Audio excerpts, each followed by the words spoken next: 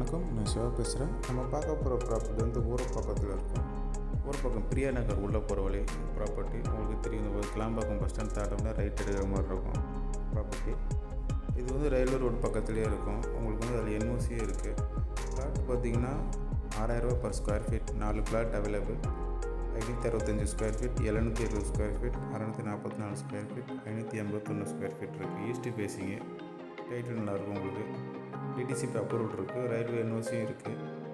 உங்களுக்கு வந்து அட்டாச் பண்ணியிருக்கேன். லொக்கேஷன் இது ஒரு பக்கத்தில் மெயினான ஏரியா. இது 550 மீட்டர் தான் ஜிஹெச் ரோட்லேருந்து. ஒரு பக்கம் சொன்ன பார்த்துட்டு கண்டிப்பாக கால் பண்ணுங்கள்.